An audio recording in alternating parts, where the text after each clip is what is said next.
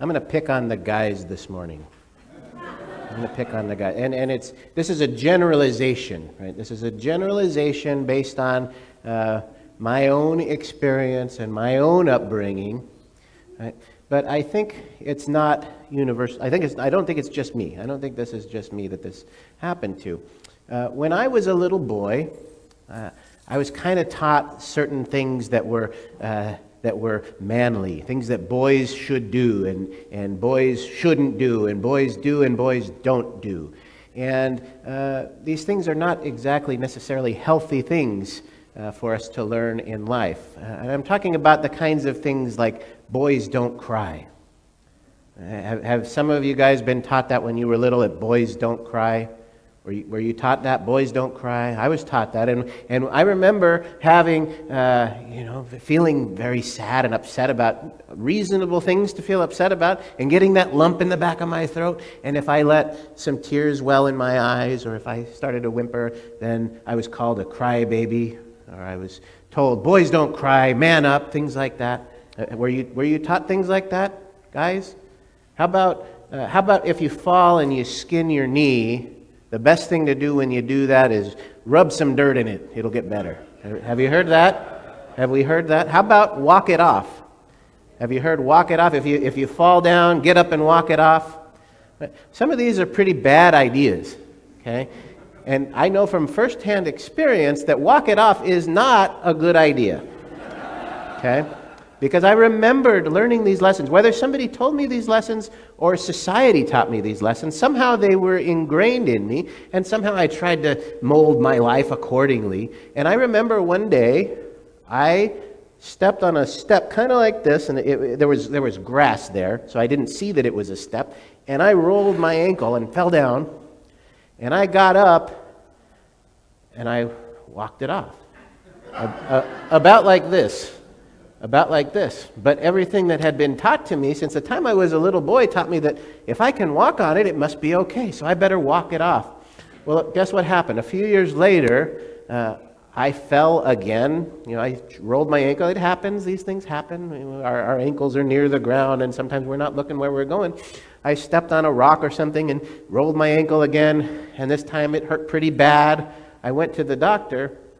This time they x-rayed it, and the doctor who was reading the x-ray said, well, you didn't break your ankle this time. This time.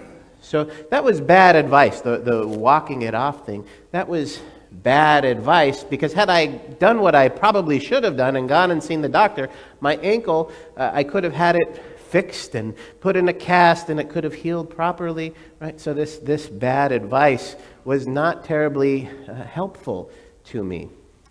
And I don't think that kind of a message is helpful to us as a society. And so what I want to do today is talk about some men who I think buck the trend, and they are men who are kind of an inspiration to kind of bucking that trend. And I'll tell you why. Okay? So we're going to start by talking about Francis of Assisi. Francis of Assisi is the person who we are celebrating today, and that's why we have our four-legged friends. I don't see any feathered friends here. Are there any? Did anybody bring a bird or a lizard? We have a bird. Okay, so we have some feathered friends. We have, I don't know about fish. There's a rodent friend here. So we have lots of different animals. And we celebrate the blessing of the animals when we remember St. Francis of Assisi, because St. Francis of Assisi is known as the patron saint of the animals. And Francis of Assisi is probably one of the most beloved saints that we recognize in the Christian church. Would you agree with that? That Francis is a beloved saint. Now, here's something that you may not know. Francis is actually not one of our major feast days. Did you know that? How is that? That one of our most beloved saints is not a major feast day. But that says something to us. That says that we look to Francis as an example of someone who is beloved, someone who speaks to us in a special way. Okay? Because Francis lived his life in a way that was loving and caring and compassionate. Okay? And it wasn't always the case. It wasn't always the case. When Francis was a younger man, he grew up in a wealthy family. And he was kind of reckless with his money. He would spend his money on frivolous things. And they weren't always the most upstanding things to spend money on. But one day Francis had a change of heart. And he decided, I don't want to do this anymore. I want to live a life of service. And so, much to his father's chagrin, Francis gave up his fortune. He gave away all his money to the poor. And he decided to change the way he was going to dress. And he started, we all know those familiar brown robes that Franciscans wear, right? The familiar brown robe, the kind of a burlap color robe with a cincture tied around the waist. Right? And in today's world, that really stands out. If we see a Franciscan, that person really stands out. But in the days of Francis, those were clothes of the common people. Those were the clothes of the common people. So he didn't stand out at all. Right? He lived his life. He got down and spent time with the people who needed him. Now, why do we celebrate him as the patron saint of animals?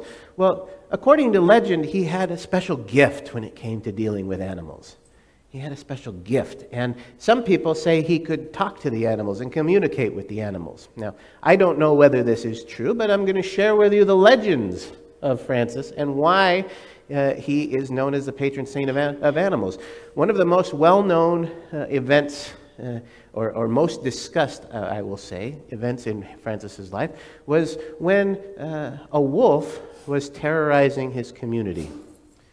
And the wolf would attack the people of the community, and people were frightened. Obviously, you wouldn't want to go outside if you knew there was a chance that a wolf was going to attack you. So Francis went out and looked for the wolf and found the wolf. And he says, hey, come over here, buddy. Let's talk. Let's talk. He says, can you help me understand why you are tormenting the people of my community? And the wolf says, I'm hungry. I'm hungry. Well, that makes sense, I think. And Francis could kind of say, I understand that. How about if we strike a deal? Okay, what's the deal? How about we agree to feed you regularly, and if we feed you regularly, then you won't attack the people in the community anymore. And the wolf said, that sounds like a great idea. And from then on, the wolf became kind of a mascot of the community. That is kind of the story of St. Francis. And St. Francis had more relationships with lots of different animals. He's known as the patron saint of animals. But that's an example of compassion and love and emotional connectedness that is kind of bucking the trend that I talked about earlier, the whole rub dirt in it, the whole don't cry kind of a thing, right? Because what we like about Francis, why he's so beloved, is that emotional connectedness. And I don't think Francis is the only person in our lives who we can look to for an example of that emotional connectedness. Okay?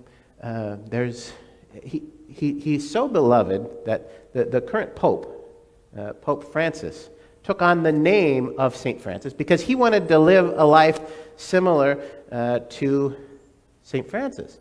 Now, I am not in communion with the Bishop of Rome, but I have a secret to share with you. I kind of have a Pope crush on this Pope. I look to Pope Francis and I see a guy who tries to live like Francis. And when I see Francis, I see a guy who tried to live like Jesus. Okay? So when I see stories of the Pope washing the feet of people in prison and kissing the feet of people in prison, I get a Pope crush on that, right? And when I hear stories of the Pope being interviewed about long-standing doctrine and asking his stance on that doctrine, and his response is something like, well, who am I to judge? I get a Pope crush.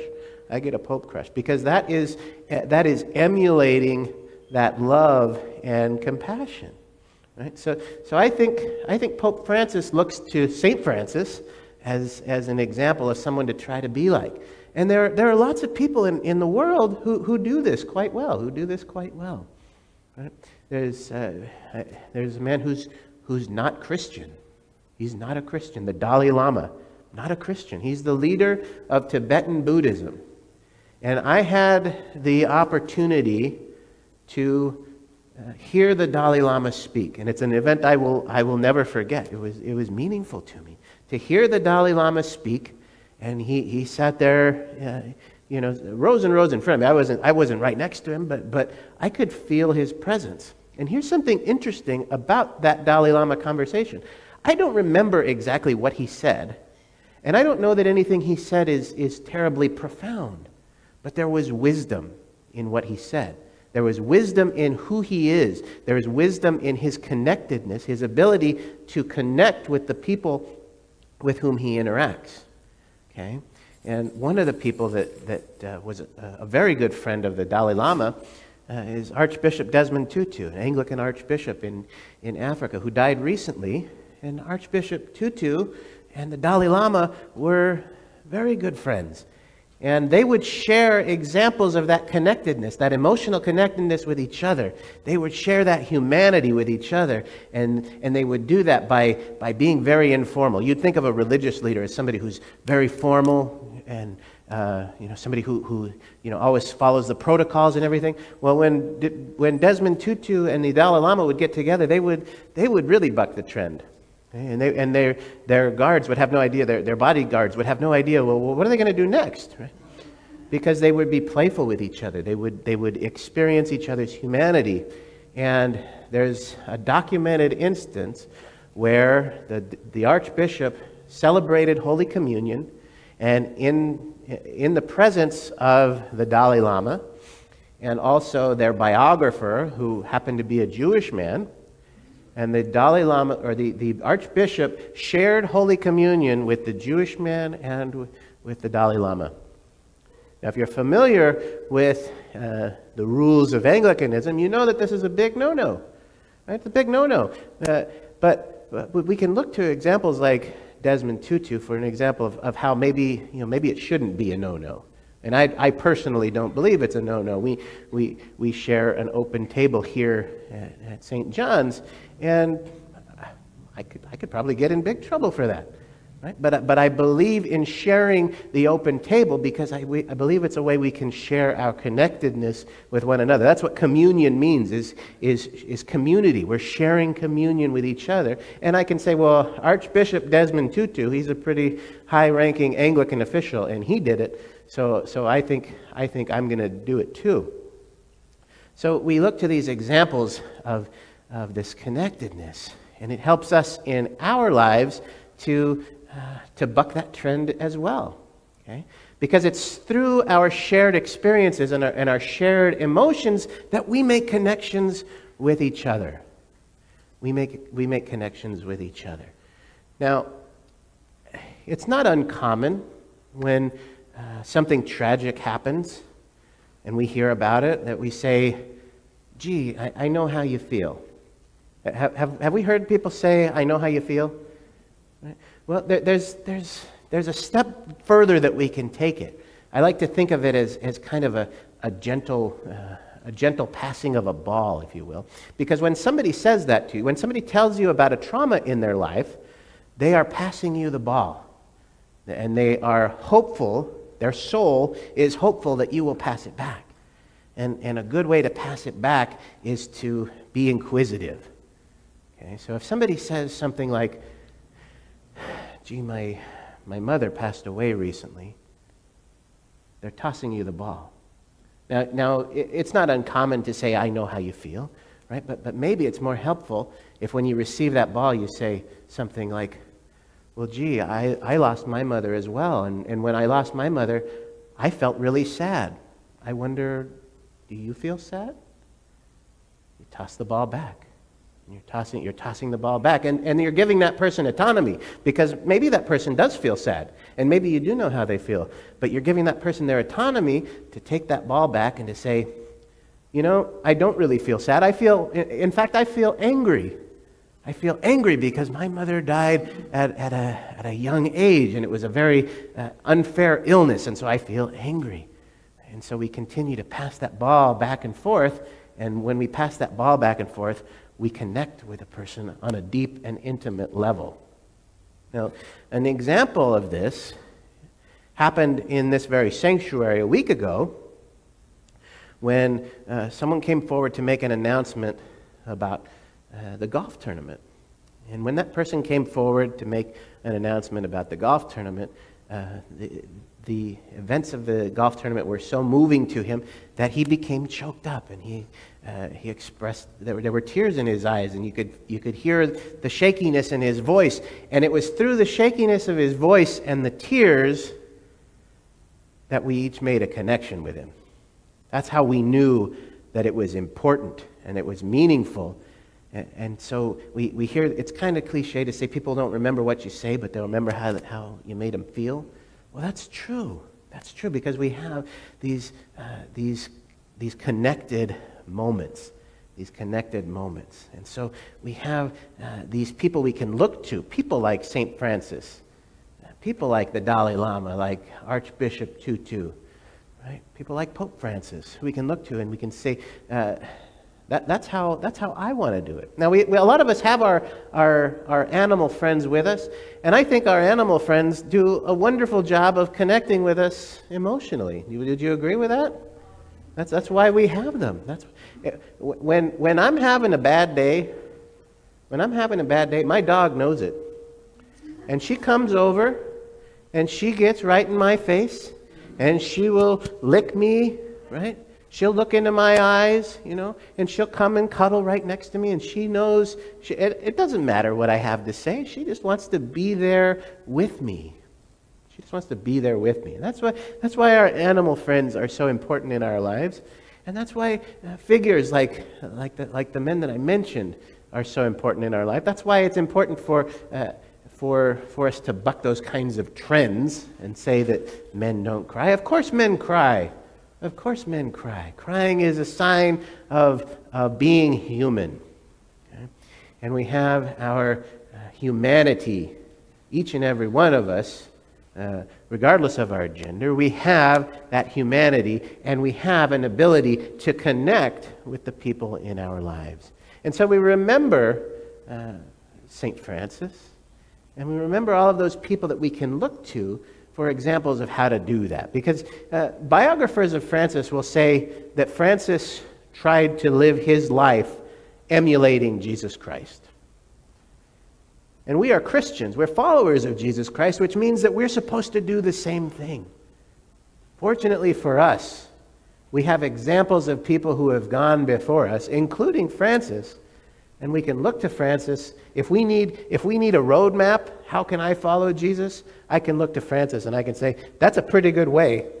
He had it. Whatever it is, he knew how to do it. So I want to try to follow him. And through following people like Francis, we can follow Jesus more closely.